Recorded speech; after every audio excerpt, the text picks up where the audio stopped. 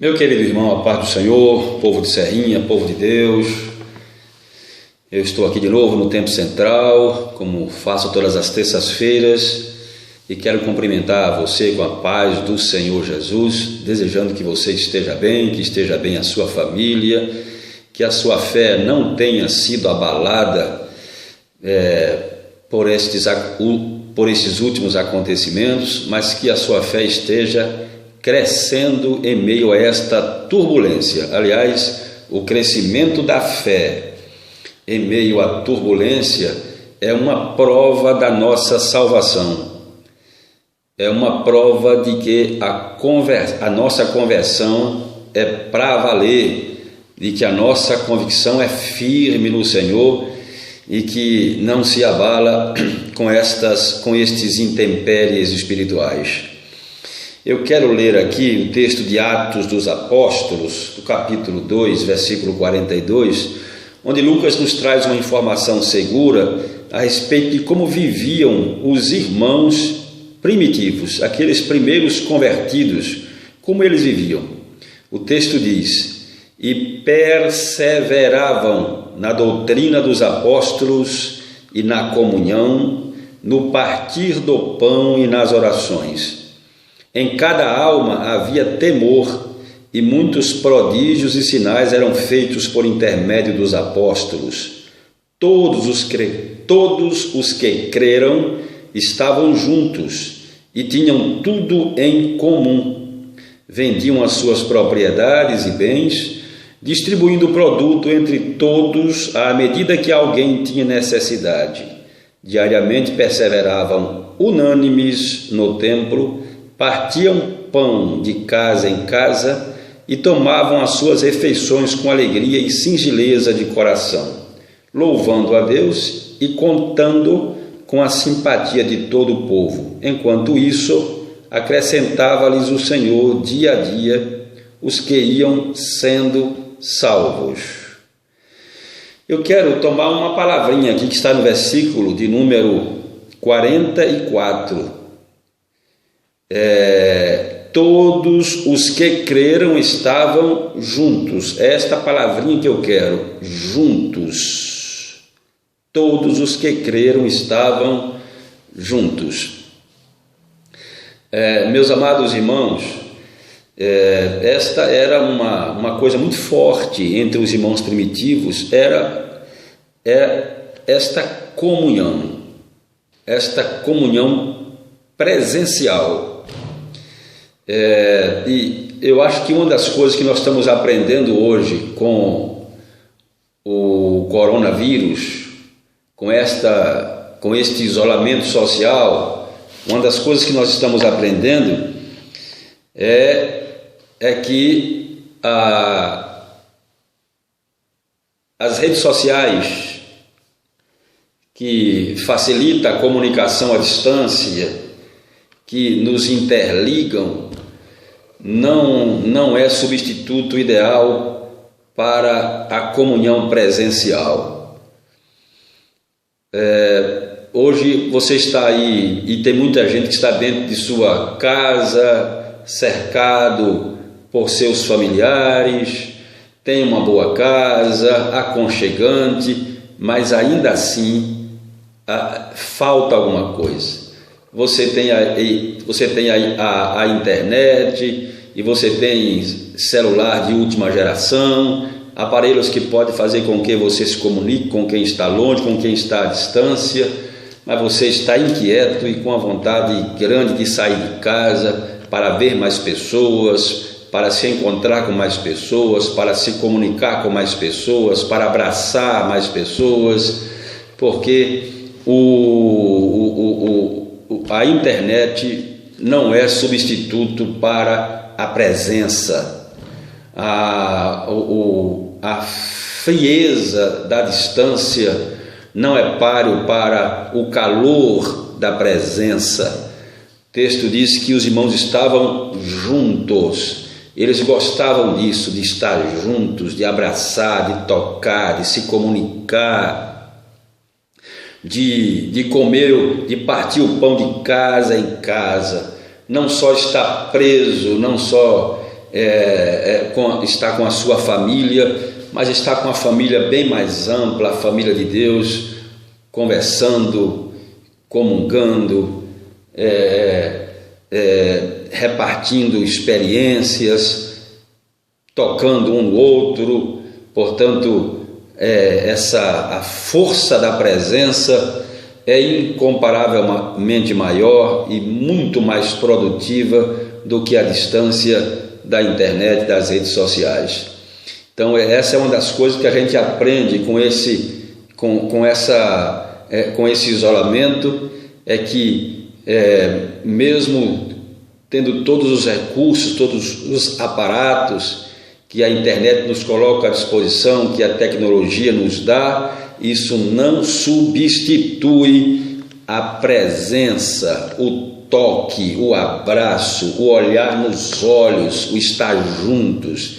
Isso é fundamental para o fortalecimento da nossa fé, para o fortalecimento das nossas relações, para um aprofundamento maior da nossa comunhão, e isso é fundamental para o nosso crescimento espiritual. Essa é uma das coisas que este momento especial pelo qual estamos passando está nos ensinando, porque às vezes, quando a gente está próximo das pessoas e a gente está com o celular na mão, a gente está ali, do lado da pessoa e tentando conversar com quem está longe. Mas agora, este momento está nos ensinando de que nada substitui a presença física, nada substitui a presença física.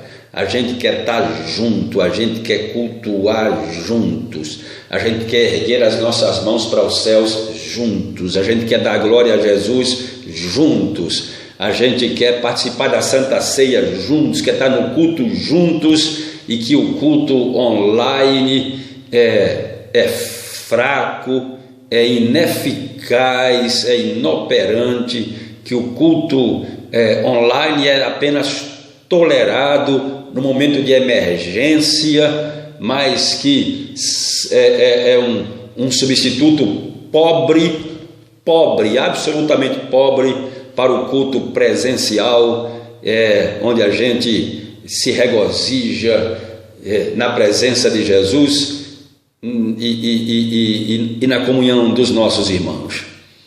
Uma outra coisa que este momento de coronavírus vem nos ensinar é que o nosso medo da morte é igual ao de todas as outras pessoas. Não era para ser, não deveria ser assim, mas infelizmente o que isso está demonstrando para muita gente, claro que não é para todos, mas está demonstrando para muita gente é que o nosso medo da morte é igual ao medo que as outras pessoas, mesmo pessoas descrentes, têm também da morte. O crente não deveria ter tanto medo e tanto pavor da morte, deveria até encará-la com uma certa naturalidade. Quando o apóstolo Paulo diz,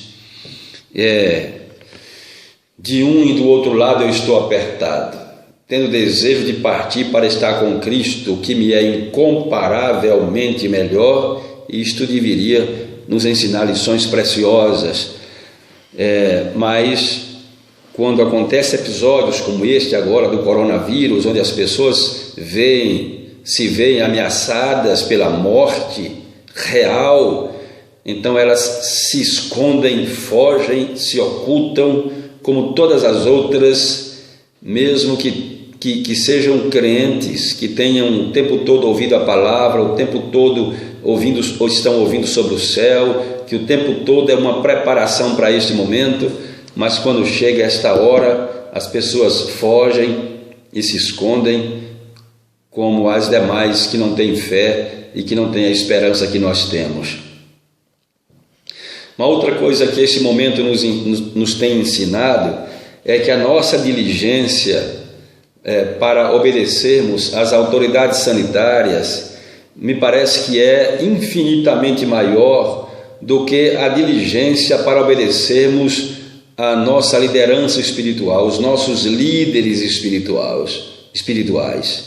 E talvez isso porque temos muito mais medo da morte física, de morrermos fisicamente, do que perecermos espiritualmente. Os pastores, ultimamente, eu acho que sempre, mas hoje mais do que em qualquer outra ocasião, têm uma dificuldade imensa para que as pessoas obedeçam.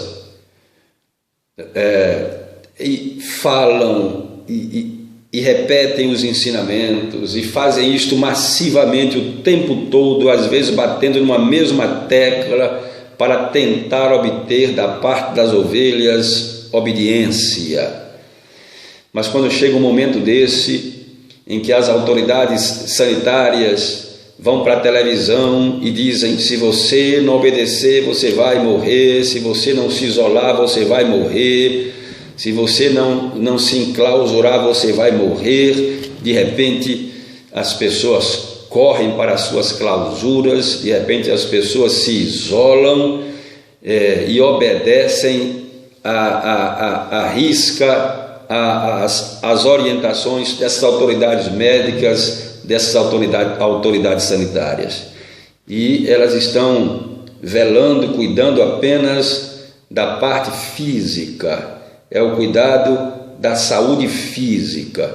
Nós, os pastores, temos um cuidado muito mais além, um cuidado com algo que é muito mais precioso, que é o cuidado com a vida espiritual, portanto com a vida eterna, com a eternidade. Mas temos uma dificuldade imensa de obter esta obediência. É o tempo todo as pessoas, muita gente fugindo, dando trabalho, não estão nem aí, e a gente vê isto quando acessa a internet e vê o comportamento de alguns irmãos e de algumas irmãs, que é um comportamento absolutamente contrário a todo o ensinamento que recebe na igreja, dos seus líderes, dos seus pastores o tempo todo. Mas aí quando chega um momento desse, a gente percebe como as pessoas são diligentes em obedecer. O medo faz com que elas obedeçam. O medo de morrer fisicamente é muito maior do que o medo de perecer eternamente. E a gente sente muito que seja assim. Sente muito de que as pessoas estejam muito mais preocupadas com a vida física, com a saúde biológica, do que com a saúde espiritual. Não era para ser assim, mas infelizmente tem sido.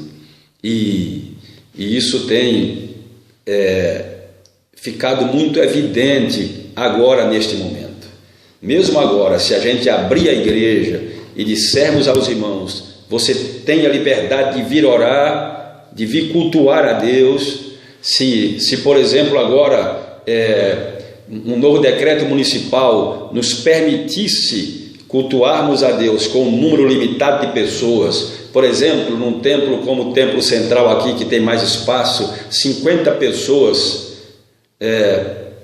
por culto, é possível que nós não teríamos um número de 50 pessoas, e que em nossas congregações também o número seria reduzido, mesmo as autoridades dizendo: com 50 pessoas, com 20 pessoas, com 30 pessoas, vocês podem cultuar. Certamente a gente teria um número pequeno de pessoas que estariam dentro de casa ainda, com medo de serem contaminadas, com medo do vírus, com medo de morrer. Isso quer dizer que o medo de se contaminar fisicamente é muito maior do que o medo de se contaminar espiritualmente, que o medo do vírus é muito maior do que o medo do pecado, que o medo de morrer fisicamente é muito maior do que o medo de morrer espiritualmente. Infelizmente, isso fica muito evidente agora. Teve um pastor que me disse que lá na cidade dele não havia a proibição total do culto, mas que eles tinham liberdade de cultuar com um certo número de pessoas. E ele me disse: eu abri a igreja, mas o povo não veio. Eu abri, mas o povo não veio à igreja. E não veio porque estão com medo do vírus. Eu até vi na internet uma frase aí: se as pessoas tivessem tanto medo do vírus, do coronavírus, se elas tivessem medo do pecado melhor, como tem medo do coronavírus, a vida espiritual de muita gente seria bem diferente. Então pensemos nisso, pensemos nestas coisas. Primeiro, não é? Primeiro, de que a internet não substitui a presença. Mesmo a gente estando com medo e não querendo sair, mas a vontade nossa era que isso passasse, para que a gente pudesse sair das nossas clausuras e pudesse abraçar pessoas, abraçar os nossos irmãos, congregar com eles, porque a internet não conseguiu substituir, as redes sociais não é páreo para a presença física.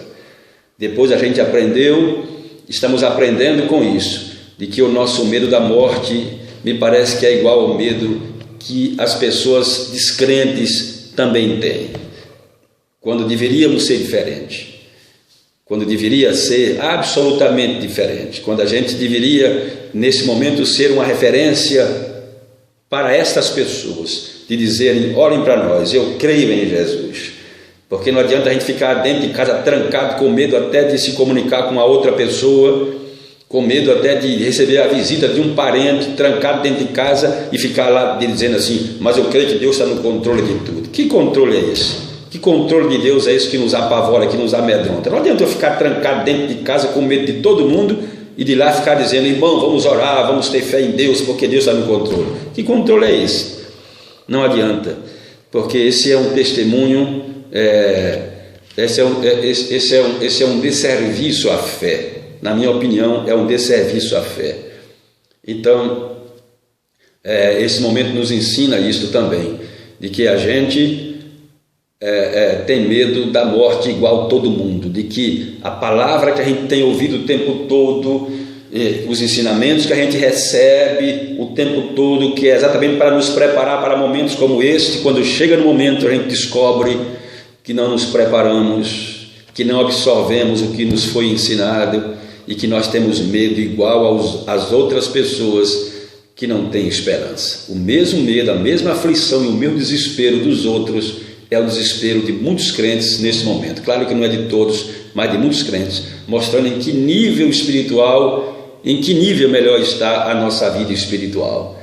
E também isso tem nos ensinado, eu repito, que a nossa diligência por obedecer autoridades sanitárias é muito maior do que a nossa diligência para obedecer autoridades espirituais. Obedecemos com muito mais afinco ao médico do que ao pastor.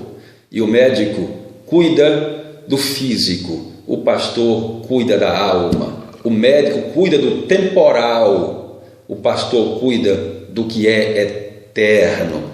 Então a gente está tendo muito mais cuidado com a vida física e temporária do que com a vida espiritual e eterna. E sabe o que Jesus disse? Que adianta o homem ganhar o mundo inteiro se perder a sua alma. Quando a gente olha para a vida do servo de Deus, no momento da sua morte, a gente vê em que nível estava as suas convicções e a sua espiritualidade. Paulo disse: combati o bom combate, completei a carreira, mas guardei a fé. E agora me resta a coroa da justiça, a qual o justo juiz me dará naquele dia, e não somente a mim, mas a todos quantos amarem a sua vinda. Era prova de que o apóstolo não apenas falava da boca para fora o que ele falava e o que ele pregava. Para mim, para você, é o que ele vivia, era o que ele cria. Isso foi demonstrado na hora em que ele estava para morrer. O apóstolo Pedro falou da sua morte com tranquilidade, com serenidade, ao dizer que o Senhor já havia lhe revelado que ele estava prestes a deixar aquele tabernáculo.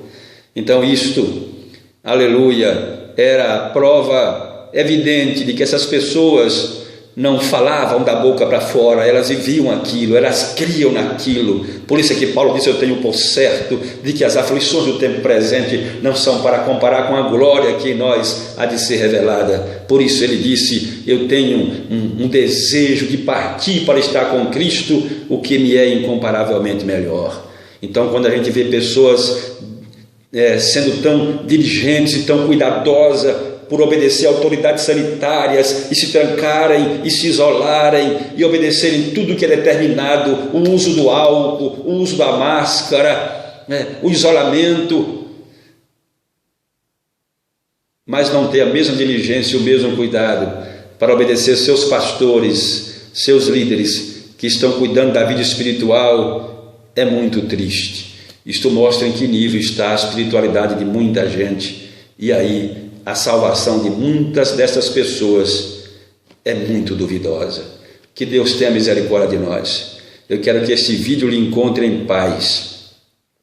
Lhe encontre em paz, como eu estou em paz. Eu estou aqui em paz com Deus.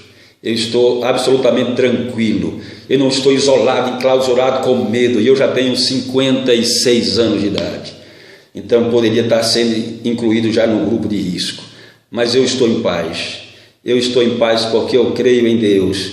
Eu estou em paz porque o Senhor disse que estaria conosco todos os dias até a consumação do século.